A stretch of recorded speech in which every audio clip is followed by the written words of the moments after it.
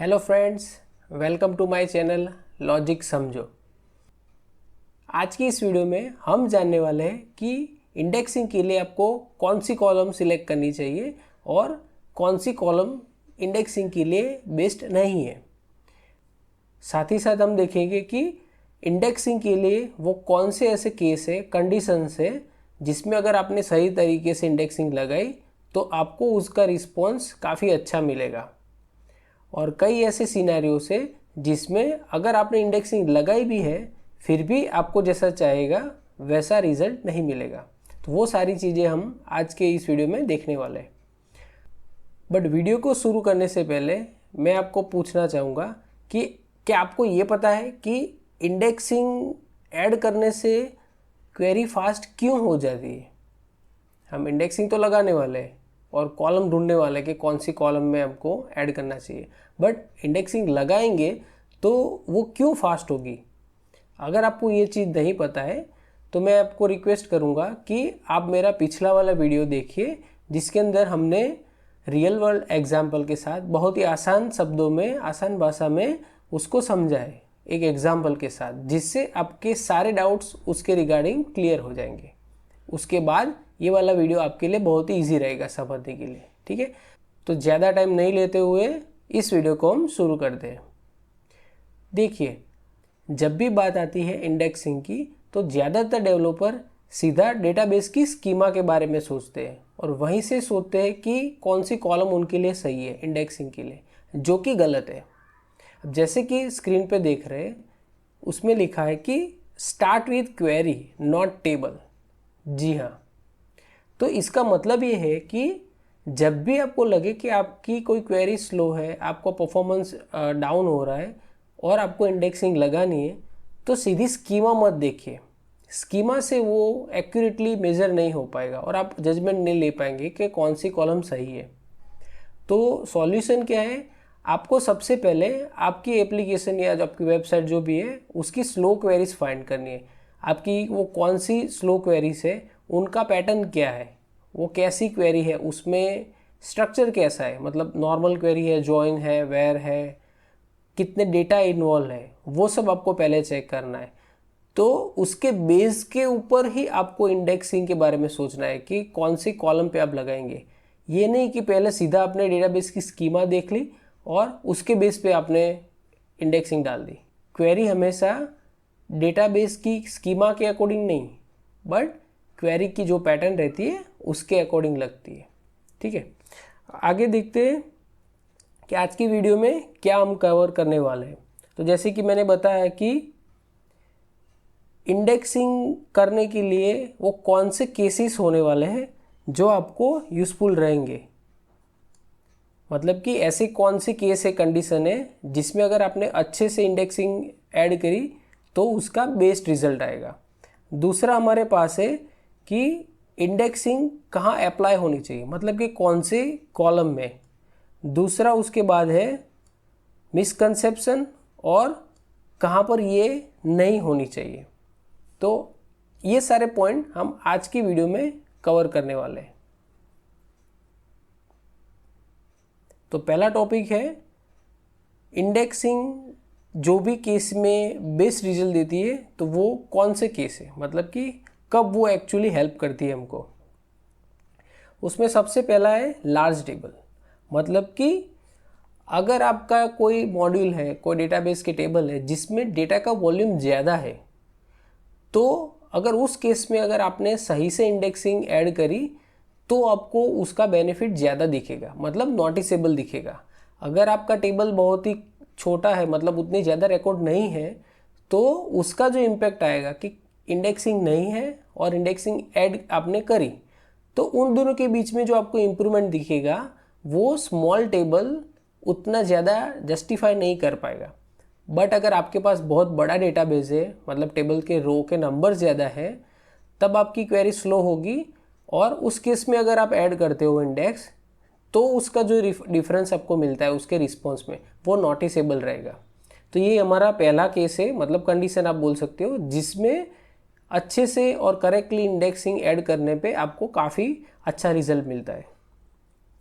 दूसरा है कि अगर आपकी कोई क्वेरीज है जिसके अंदर वेयर है, जॉइन है, ऑर्डर बाय, ग्रुप बाय वगैरह, तो इस तरह की जो भी क्वेरीज रहती है उसके रिजल्ट के अंदर भी अच्छी तरह से इंडेक्सिंग ऐड करने पर आपको नोटिसेबल इम्पैक्ट दिखती है परफॉर्मेंस में। उसके बाद है हाई रीड क्वेरीज। इसका क्या मतलब है, आपकी कोई भी एप्लीकेशन हो नॉर्मली, तो हम ये सोच सकते हैं कि उसमें बैकएंड में आपका कोई डेटाबेस का मॉड्यूल होगा जहाँ पे स्टैटिस्टिक्स दिखेंगे।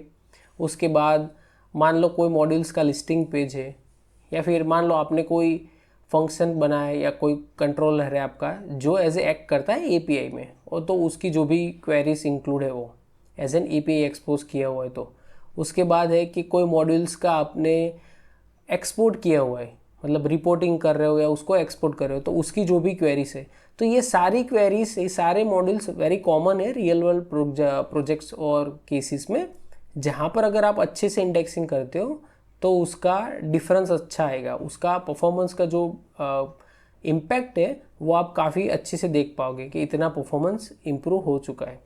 तो ये वाले सेक्शंस है, केसेस है, अगर इन सिनेरियोस में अगर आप इंडेक्सिंग ऐड करते हो तो इसमें काफ़ी अच्छी इफेक्ट आपको देखने को मिल सकती है।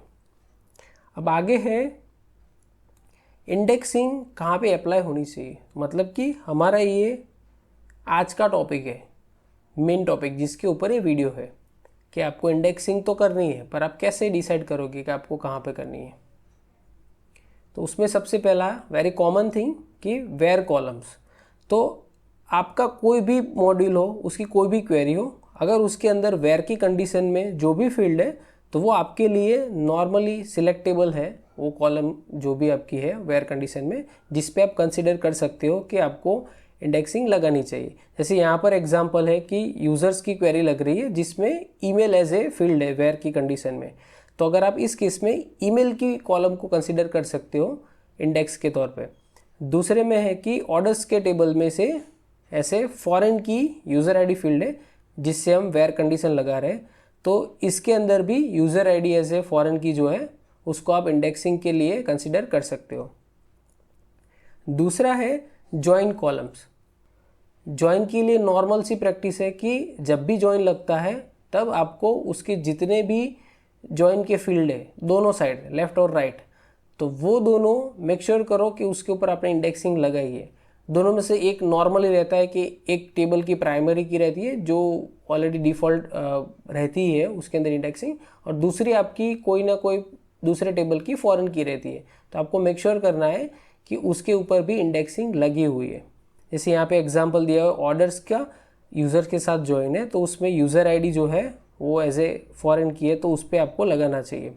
दूसरा है यहाँ पर ऑर्डर आइटम्स, तो उसके अंदर भी product ID as a foreign key है, तो ये दोनों केस में रेफरेंस की जो आपकी है मतलब फॉरेन की, तो उसके ऊपर अगर इंडेक्सिंग लगाओगे तो जॉइन का जो रिज़ल्ट है वो काफ़ी फास्ट आएगा कंपेयर टू जब इंडेक्सिंग नहीं होगी तब।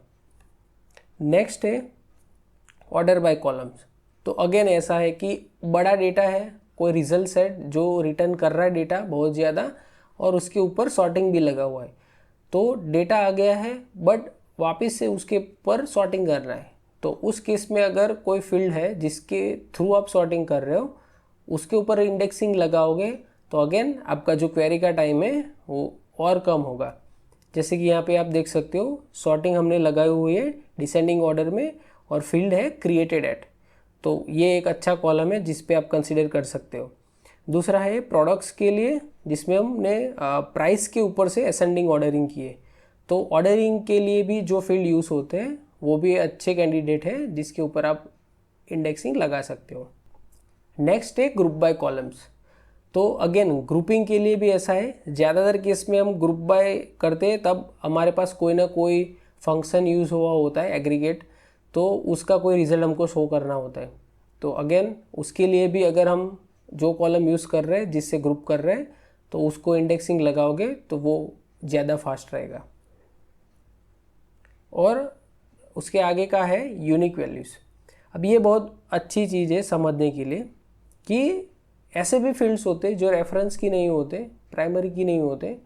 मान लो कई बार ऐसा है कि वो जॉइन में भी नहीं है, बट ऐसे फील्ड है जिसकी वैल्यू यूनिक है, मतलब कोई भी ऐसी डुप्लीकेट वैल्यू नहीं हो सकती उसकी। जैसे कि यहाँ पे स्क्रीन पे है ईमेल का फील्ड है, यूज़र्स के टेबल में ईमेल का फील्ड है, तो ईमेल यहाँ पर यूनिक वैल्यू है। सेम प्रोडक्ट्स के टेबल में SKU, तो SKU भी यहाँ पर यूनिक है। तीसरा एग्जांपल अगर सोचे तो यूज़र नेम, तो यूज़र नेम भी एक ऐसी फील्ड है जिसमें वैल्यूज़ यूनिक रहेगी।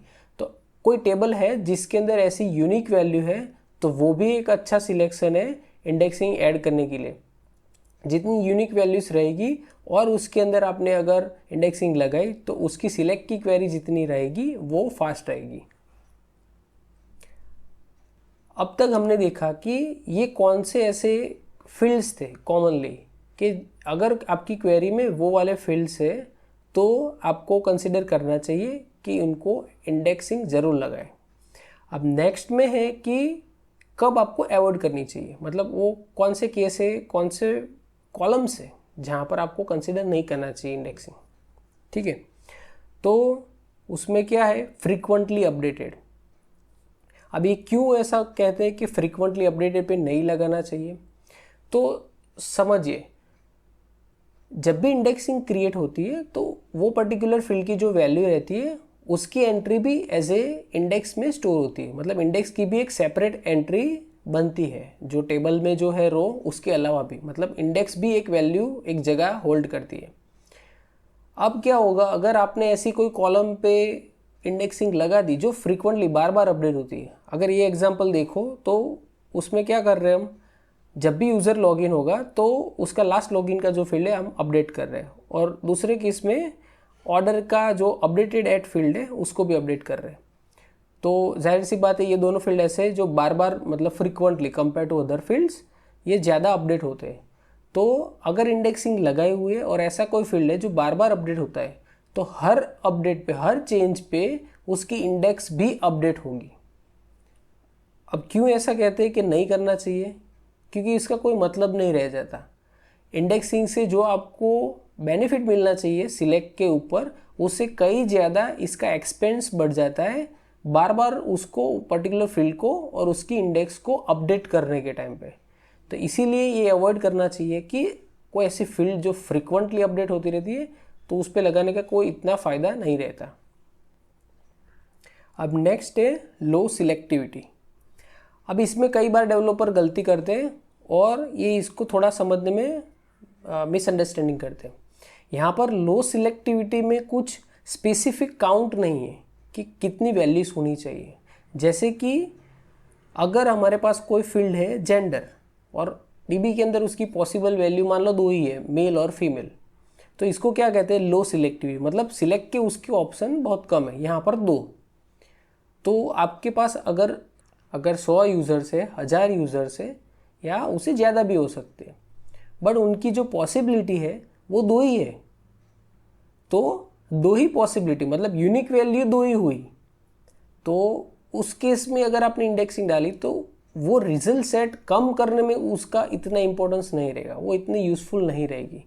दूसरे केस में स्टेटस एक्टिव इनएक्टिव, मान लो आपके पास 2 ही ऑप्शन है स्टेटस के रिलेटेड, तो अगेन वो सेम केस है। उसके ऊपर इंडेक्सिंग लगाने से जितना बेनिफिट आपको चाहिए उतना नहीं होगा। हाँ, बट यहाँ जो मैंने बोला कि मिसअंडरस्टैंडिंग होती है, तो फील्ड को कभी मत सोचो कि अगर आपने सोचा कि स्टेटस फील्ड को इंडेक्सिंग लगनी चाहिए, नहीं, ये हर एक केस में सेम नहीं है। अगर यूज़र्स के केस में मान लो स्टेटस का फील्ड है और उसमें अगर 2 ही फील्ड है, 2 ही वैल्यू है, जैसे कि एक्टिव और इनएक्टिव, तो कोई मतलब नहीं बनता। बट अगर सेम मॉड्यूल अगर कंसिडर करो कि ऑर्डर्स में स्टेटस में एक्टिव इनएक्टिव की जगह बहुत सारे फील्ड है, जैसे प्रोसेस है, इन प्रोग्रेस है, टर्मिनेट है, इन ट्रांजिस्ट है, पेड है, रिडीम्ड है, कुछ भी, मतलब 1 से ज़्यादा, 2 से ज़्यादा, 5-10 स्टेटस पॉसिबल है उसकी वैल्यूज़, तो आप कंसिडर कर सकते हो। क्यों? क्योंकि उसमें वेरिएशन ज़्यादा है, पॉसिबिलिटी ऑफ वैल्यूज़ रिकॉर्ड के अकॉर्डिंग ज़्यादा है। तो अगर आप उस पर इंडेक्सिंग डालोगे तो वो आपको हेल्प करेगा जब भी क्वेरी उसके ऊपर लगेगी तो। बट अगर आपकी पॉसिबल वैल्यूज़ कम है तो मत लगाइए।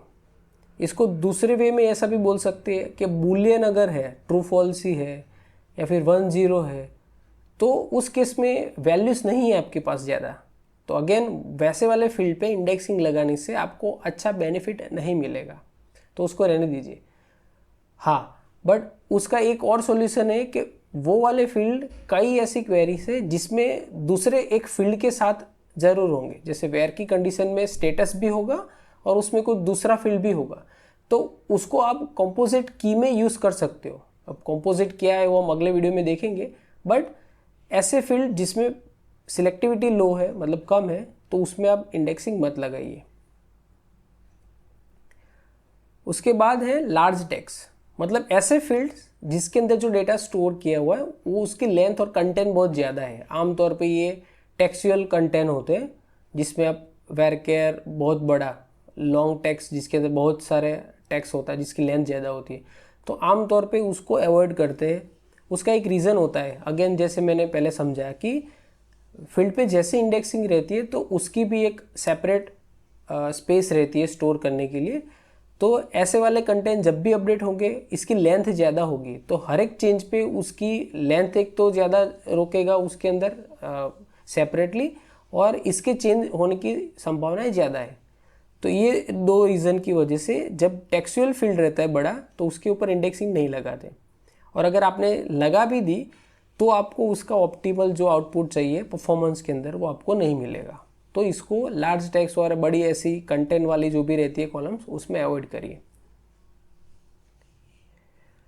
अब उसका थोड़ा कॉन्ट्राडिक्ट, अभी तक हमने देखा कि कौन से केसेस है, कंडीशन है जिसमें बेनिफिट मिल सकता है। उसके बाद हमने देखा कि कौन सी कॉलम है जिसमें आपको इंडेक्सिंग लगानी चाहिए, कौन से ऐसे कॉलम है जिसमें इंडेक्सिंग नहीं लगानी चाहिए।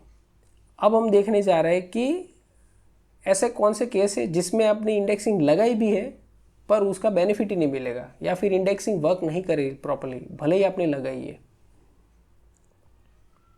स्मॉल टेबल, अगेन जैसे हमने पहला केस देखा था लार्ज टेबल वाला, उसका टोटल ऑपोजिट। तो क्या होता है कि अगर आपके पास डेटा ही बहुत कम है तो उस केस में क्या होगा, आपका जो सिक्वेंशियल सर्च रहता है, मतलब सीधा बिना इंडेक्सिंग के, वो उससे फास्ट होगा कंपेरेटिवली अगर आप उस पर इंडेक्सिंग लगाओ। तो डेटा अगर कम है तो विथ इंडेक्स जो रिजल्ट आता है तो वो कई बार स्लो हो जाता है। तो डेटा अगर बहुत ही कम है तो इंडेक्सिंग ना लगाए। अगर आपको लगता है डेटा बड़ा है, पॉसिबिलिटी है उसकी बढ़ने की, मतलब फ्रिक्वेंटली चांसेस है बढ़ने के, then it make sense. But बहुत ही छोटे मॉड्यूल जिसके इतने ज़्यादा यूज़ नहीं है, क्वेरीज उतनी नहीं है, उसके डेटा ही इतने नहीं है, तो मत करो। क्वेरी सिंपल है, मतलब क्वेरी में इतना कोई हाईफाई नहीं है जिसके रन होने पे बहुत सारा रिजल्ट सेट आ रहा है, कोई कॉम्प्लेक्स जॉइंट्स नहीं है, तो भी आप कंसिडर कर सकते हो कि उसमें अगर इंडेक्सिंग लगा भी दी तो उसका कोई फ़ायदा नहीं है। नेक्स्ट है कि function used on index column. अब ये इसका क्या मतलब है, तो इंडेक्सिंग हमेशा वर्क करती है जो उस पर्टिकुलर फील्ड की वैल्यू स्टोर है उसके ऊपर। अगर आप क्वेरी के टाइम पे उसको किसी भी फंक्शन के थ्रू अल्टर करते हैं, जब क्वेरी में यूज़ करते हो तब इंडेक्सिंग उतनी प्रॉपरली वर्क नहीं करती, उसको शायद स्किप भी कर दे। आइए समझते कैसे। तो जैसे ये स्क्रीन में लिखा है कि फील्ड आपका क्रिएटेड है, तो उसकी वैल्यू चाहे जैसे भी स्टोर हो, HIS भी स्टोर उसके अंदर हो सकता है पीछे, बट यहाँ आप खाली डेट पास कर रहे हो, मतलब उसको अलग फॉर्मेट दे के सर्च कर रहे हो, तो आपकी इंडेक्सिंग में जो वैल्यू स्टोर हुई है वो एक्चुअल अलग है, बट यहाँ पर आप जो फैच कर रहे हो वो टोटल अलग है। तो इस केस में इंडेक्सिंग का कोई बेनिफिट नहीं रहेगा। ईमेल के केस में भी ऐसा है कि ईमेल में वैल्यू चाहे जैसे भी स्टोर हुई हो, बट यहाँ आप लोअर करके उसको फैच कर रहे हो, तो ये भी एक फंक्शन है जिसकी वजह से वो यूज़ नहीं हो पाएगा। और सेम है ईयर के अकॉर्डिंग, तो मतलब वैल्यू ऑर्डर रेट की पूरी हो सकती है, बट यहाँ फैच के टाइम पे आपने खाली ईयर को कंसिडर किया है। अब आखिर में आता है वो कौन से ऐसे केसेस है या कुछ ऐसी बातें जिसमें डेवलपर को मिसकंसेप्शन रहता है। More index is equal to better performance. जी हाँ, ये बिल्कुल गलत है। ज़्यादातर केस में नए डेवलपर है या कई बार एक्सपीरियंस डेवलपर को भी ऐसा लगता है, जब भी वो परफॉर्मेंस ऑप्टिमाइजेशन करते हैं या फिर शुरुआत के दौर पे जब डेटाबेस डिज़ाइन करते हैं, तो उनको लगता है जितनी कॉलम हाईलाइट हुई है, मतलब मैक्सिमम कॉलम लग रही है कि ये सारी कॉलम कहीं ना कहीं क्वेरी में यूज़ होती ही रहेगी या होगी, तो वो मतलब एक डेटाबेस के अंदर जितनी कॉलम लग रही है कहीं ना कहीं तो वो यूज़ होती है, तो वो हर एक के ऊपर इंडेक्सिंग लगा देते हैं और ये सोच के कि ज़्यादा इंडेक्सिंग लगाई है तो परफॉर्मेंस बेटर होगा, बट नहीं। हमने लास्ट वीडियो में भी ये देखा था कि इंडेक्सिंग लगाने से एक तरह से आपकी सिलेक्ट की, सर्च की या फिल्टर की क्वेरी आपकी फास्ट हो सकती है, बट अगर अननेसेसरी आपने इंडेक्सिंग लगाई है तो उसके अदर इश्यूज होंगे। आपकी जो अल्ट्रेशन की क्वेरी है वो काफ़ी स्लो हो जाएगी। तो ये बिल्कुल भी नहीं है कि ज़्यादा इंडेक्स लगा उससे परफॉर्मेंस बेटर होगा, नहीं। आपको बहुत ही सिलेक्टिव जगह पे, सिलेक्टिव कॉलम पे ही अकॉर्डिंग टू क्वेरीज आपको उसमें इंडेक्सिंग लगानी है। Index always makes query faster, again similarly गलत है, क्योंकि इंडेक्सिंग लगाई भी है तो वो वर्क करेगी नहीं, ये भी एक सोचने वाली बात है, क्योंकि आपने गलत जगह पे लगा दी, या फिर हमने जैसे देखा कि अगर उसका केस ही अच्छा नहीं है, वो कंडीशन ही मैच नहीं हो रही, तो भले ही आपने इंडेक्सिंग लगाई पर वो जैसे आप सोच रहे हैं वैसा ऑप्टिमाइजेशन वो कर नहीं पाएगी। Single column index is enough, नहीं। ये वही गलती है जो ज़्यादा डेवलपर करते हैं कि अगर उनको ऐसा लग भी रहा है कि ये वाली कॉलम है जो यूज़ हो रही है, तो वो 3-4 कॉलम में अगर मान लो इंडेक्स लगा रहे तो हर एक में सिंगल सिंगल लगाएंगे। बट आपको ये भी साथ में देखना है कि क्या मैं उसके अंदर सिंगल की जगह कंपोजिट इंडेक्स लगा सकता हूँ, जो कि ज़्यादा केस हैंडल करेगी और अच्छे से वर्क करेगी compare to single column. But ये ज़्यादातर केस में डेवलपर ये नहीं चेक करते, उनको लगता है इंडेक्सिंग लगानी है, वो हर एक कॉलम पे, मतलब जिसमें उनको लगता है तो वो सिंगल लगाते हैं। उनको थोड़ा परफॉर्मेंस इंप्रूवमेंट तो दिख जाता है, बट वो सेटिस्फाई हो जाते हैं कि हाँ मैंने इंडेक्सिंग लगाया, अब उसमें थोड़ा बहुत चेंज आया। बट ये हर जगह पे, हर केस में ये सही नहीं है। आपको ये रिवाइज करके सोचना भी है कि सिंगल फील्ड पे अच्छा चलेगा या फिर एक्चुअल में रिक्वायरमेंट है जिस पे मैं कंपोजिट की भी कर सकता हूँ, कंपोजिट इंडेक्स। और ये हमारे अगले वीडियो का यही टॉपिक रहेगा, हम इसको और डिटेल में जानेंगे कि सिंगल इंडेक्स कब लगानी चाहिए, कंपोजिट इंडेक्स कब लगानी चाहिए। बट ये बिल्कुल सही नहीं है कि हर जगह पे आप सिंगल कॉलम पे इंडेक्स लगाओ, ठीक है। तो आज के इस वीडियो में बस इतना ही। अब क्विकली रिकैप कर लेते कि हमने आज क्या क्या सीखा। इस वीडियो के अंत में आपको ये समझ में आ जाना चाहिए कि इंडेक्सिंग, आप ऐसे सोचो कि एक काइंड ऑफ स्ट्रैटेजी है, ऐसा कोई मैजिक नहीं है कि अगर आपने इंडेक्सिंग लगा दिया बस आपका काम हो गया। इंडेक्सिंग एक प्रैक्टिस है जो आपको करनी चाहिए, जिससे कि ज़्यादा डेटा या जो भी आपकी क्वेरीज है जिसमें बहुत डेटा रिजल्ट सेट आता है वो थोड़ा फास्ट आए। बट उसके लिए ये नहीं है कि आपको जहाँ पर भी लगे, जैसे भी क्वेरी लगे, हर जगह आप उसको इंडेक्सिंग लगाए। तो इंडेक्सिंग को बहुत ही सोच समझ कर यूज़ करिए, केसेस के साथ यूज़ करिए, और सबसे इम्पोर्टेंट क्वेरी के हिसाब से करिए, डेटाबेस की स्कीमा के अकॉर्डिंग नहीं। और क्वेरी को बिफोर और आफ्टर, क्वेरी आपकी क्या टाइम ले रही थी बिफोर इंडेक्स, आफ्टर इंडेक्स क्या टाइम ले रही है, वो ज़रूर चेक करें, ठीक है। आई होप आपको ये वीडियो पसंद आया होगा और आपको वो का सारे कंसेप्ट क्लियर हो गए, जिसके थ्रू अब आप जब भी आपके नेक्स्ट प्रोजेक्ट में वर्क करेंगे आप इजीली आइडेंटिफाई कर पाएंगे कि वो कौन सी कॉलम है जिसमें आप इंडेक्सिंग लगा सकते हैं और कौन सी जिसके अंदर आपको अवॉइड करनी है। अगर फिर भी आपको कोई डाउट रह गया है या कोई कन्फ्यूज़न है इंडेक्सिंग को लेकर, तो प्लीज़ मुझे ज़रूर बताइए, कमेंट बॉक्स में आपकी क्वेरी ज़रूर लिखिए, मैं आपको उसके उचित आंसर ज़रूर दूंगा। अगर आपको कोई ऐसे और वीडियो चाहिए स्पेसिफिकली MySQL के रिगार्डिंग, डेटाबेस के रिगार्डिंग कुछ भी, तो वो भी आप ज़रूर लिखिए, ठीक है। मैं अगले वीडियो में उसको ज़रूर इंक्लूड करूँगा। तो आज की वीडियो में बस इतना ही, मिलते हैं हमारे नए वीडियो में। तब तक के लिए thank you, goodbye, take care.